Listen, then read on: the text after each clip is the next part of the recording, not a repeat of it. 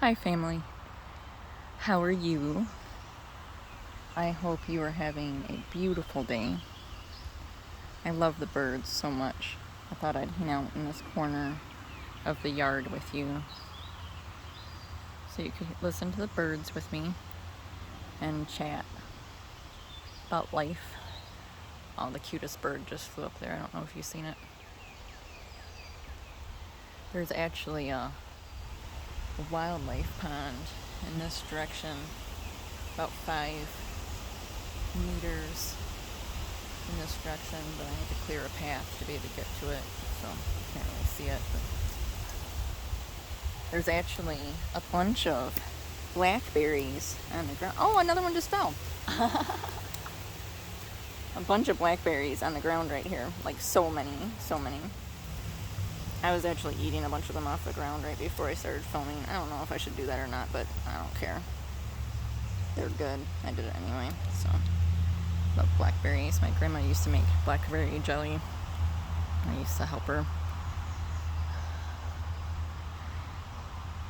So I wanted to talk about manifestation. And basically, the way that I see it is it's how to the most directly and quickly or immediately, excuse me, talk to God and manifest, in reality, in an immediate way. And there's a lot of ways to do manifestation, like if you Google it or whatever, you're gonna find so many videos and so many different things, and they all work. I mean, whatever you believe is gonna manifest. So if you believe it's gonna work, it's gonna work, And I tried a lot of different ways during my spiritual journey, and they all worked, I mean, we are master manifestors, So that's why you have to be so careful with your thoughts and your words and your actions, because that is essentially how we manifest, Everybody's always talking about our soul contracts and how we don't remember all the fine print and the details of it. And it occurred to me recently that it's because we're still writing the fine print, the details as we go. And we're doing it with our thoughts, words, and our actions, So when you manifest from a spiritual perspective, you perfect it and critique it in the spiritual first, and it exists and is already done there. And then you kind of have to wait for it to sort of settle down onto the physical before you, as you're walking on that path, like before you step on that stepping stone, right? It's kind of sprinkling down like rain, like it's sprinkling, and it's slowly, gradually setting down onto the physical before you, but it's done in the spiritual first. So you get it all done in the spiritual, and then you have to kind of wait for the delay for it to actually manifest in the physical. Which still works, it just isn't as fast, right? And so like with that, you can write your manifestations down on a piece of paper and write like the 5 things or whatever that you're manifesting very clearly and definitively on a piece of paper, because that's in the physical, right? So you're handwriting it on an actual physical piece of paper, right? And then you can meditate on it for just like a few minutes, like 5 minutes, like 5 times a day, right? And then every time that you meditate on it, you let yourself feel it. But you're gonna conceptualize and visualize yourself living in that life, on that timeline, experiencing those things already done. And you let yourself actually have a somatic response in your physical body to actually feel what it's gonna be like when you're having those things, when it's already done. And that's what like really pulls it down into the physical faster. And that's very effective. Like I've actually done that and had things happen like within days. And I've even so the thing is with that is that you do it 5 times a day and it's constantly changing. But for me, I had really big goals on there, so mine really wasn't changing like most people's were changing. And so I actually had kept mine the same, and I even ended up with like, I don't want to say duplicates, but it was like double, like things started doubling up because I was still meditating on the same thing and I already had it. So then I ended up with another of it basically. So I mean, it really is super effective, and the blackberries are just like literally falling all around me, so I'm trying not to jump because I don't want to jolt the phone. But The way that I found that is even faster than that is to actually physically talk to the universe, talk to God, prime source creator, whatever word you have for that energy, with your actions in the physical world. And we do that basically by what we have boundaries against and what we don't allow in our experience.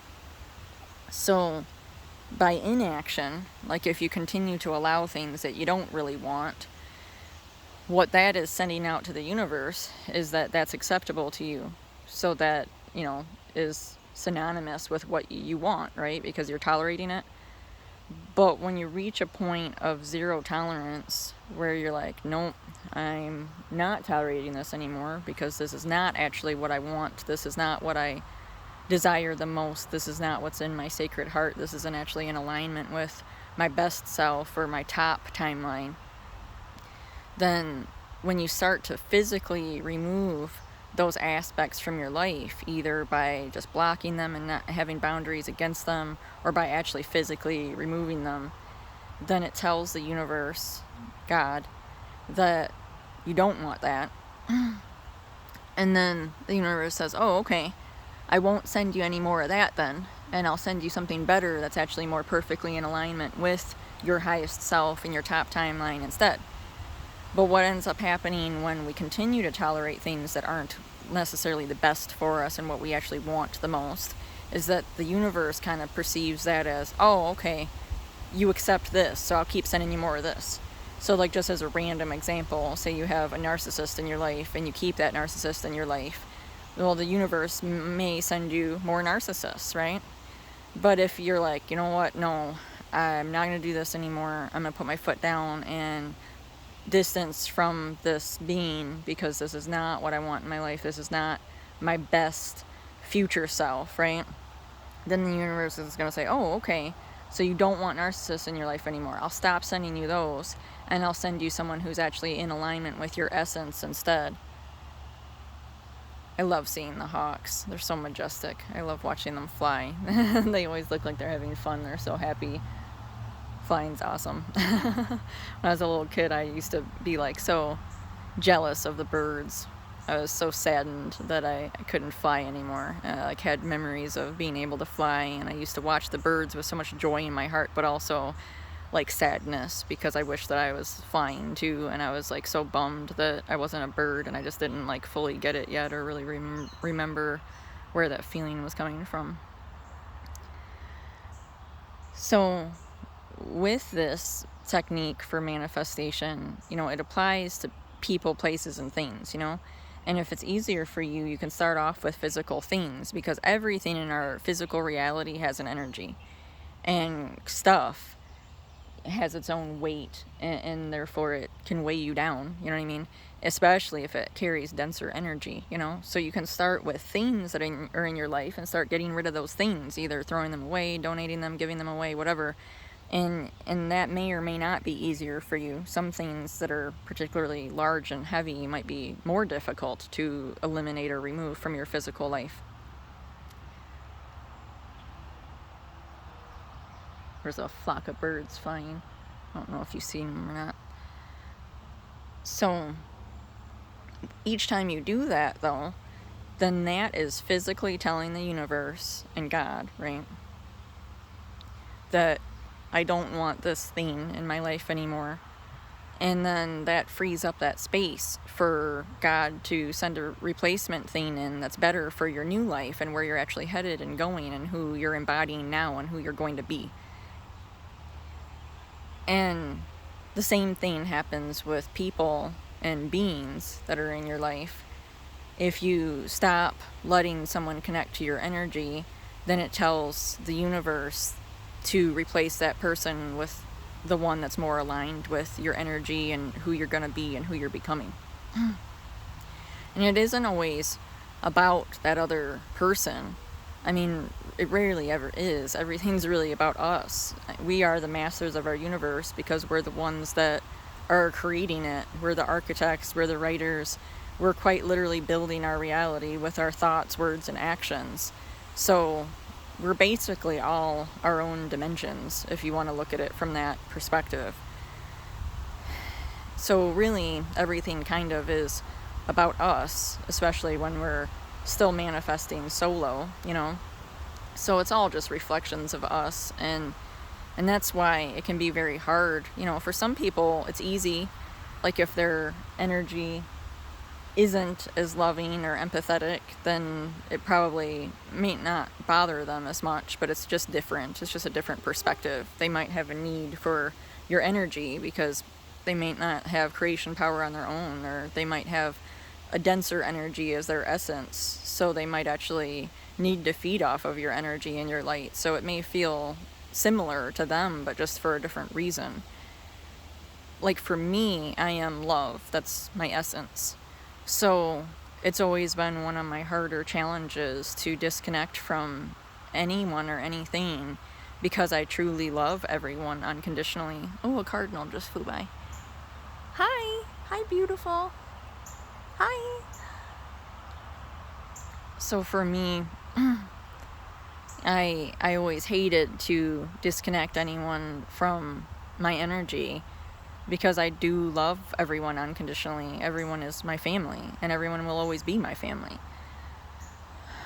But the way that we tell the universe what we want, and the way that we command our reality, and the way that we fight for our best reality is by separating. And it isn't as a punishment to those other beings or even about them. It's more about us claiming and embodying our highest self and our new self. And the way that we do that is, first off, we take our old self out back and humanely put it down. And then after our old self isn't in the experience anymore, you start to read the energetic signatures of all of the different aspects of your life that remain, and the things that don't resonate with your future self but resonate with your old past self. If they don't resonate with your future self too, or if there's someone else that you know of that resonates more with your future self, then the way that you come into alignment with that being is that you separate yourself from those other beings that were more in alignment with the old you, or maybe you being in connection to them more symbolizes the old you that maybe prioritized everyone else over itself. For me, embodying unconditional love, for the longest time, I didn't apply that to myself. I applied it to everyone else, but I didn't apply it to me. So my warrior half was always a warrior and would fiercely fight, but I also was divinely guided and divinely protected by God, and that's how we assured victory of the light.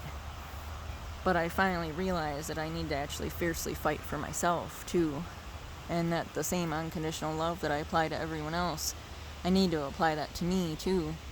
And that means fighting as hard as I can for my top timeline and the full embodiment of my highest, best self. And that doesn't mean a lack of love. And it isn't abandonment. For the longest time, I thought that it was abandonment in a different form, or the same form, but it isn't. It's actually the lack of abandonment of self. Before, when I wasn't willing to fight for myself, I was essentially abandoning myself over and over. And I'm no longer willing to do that. I'm finally willing to actually unconditionally love me and fight as hard as I can for me too. Because that's what all of this is about. One of my favorite quotes is, "Comparison is the thief of joy," because it's so true. It's so true. If you have somebody in your life that's comparing you to others, that's a very narcissistic thing to do to another. Really think about whether you want to tell the universe that you want people like that in your life or not. But don't do it. Don't compare yourself to others. We're not in competition with each other. The only being that you're competing with is you from yesterday. We're always fighting against the old us. And the way we win is we fight as hard as we can, and we do whatever is necessary. We do everything that it takes to be able to be the top best you, because that's the one that lives on that top timeline. So I hope that this makes sense, and I hope that it's helpful to everyone with manifesting the reality that you want, because what it is it's really just a customization. We're customizing and creating the perfect life for ourselves. We're gradually moving all of the aspects of our life over onto the timeline that is the one that we actually chose, the positive experiences that we signed up for. And we do that by process of elimination. And it can be really hard if you know, like me, if you really define yourself as love. And my archetype, you know, I'm extremely maternal, so it's really hard for me to distance from loved ones. But I have to actually choose myself. That was something that I didn't do before. I never really chose myself. I always fought as hard as I could for everyone else, and that's why I chose to also be a warrior, was to be able to protect and defend others. But, oh, there was just 2 butterflies flying together. You have to be willing to do that for yourself too, and that's what unconditional love is. And you have to love yourself unconditionally before you can really fully receive love or fully unconditionally love others. The kingdom of God is within. We have to have balance first within, and then we can externalize the kingdom of God in our external reality surrounding us, and walk with it and carry it and bring it with us everywhere that we go. So that's what this all is about. I know that I came here for a mission of helping lead humanity upwards to ascend or rapture or whatever you want to call it, so just live your best lives on your best timelines. And you have to do that by doing that yourself, you know, and maintaining that high frequency yourself, just living in truth and authenticity, and just being unapologetically you and fully honest all the time, and just sharing what you know. So that's what I'm trying to do. I'm trying to share what I've learned with love, all things in love. Oh, there's 2 birds flying together. Oh, perfect timing. Yes, all things in love. Everything within the sacred heart and through your heart chakra. That's the way. I love you all so, so much. I hope that you have a great day and night and a great life. And I hope that you always feel unconditional love.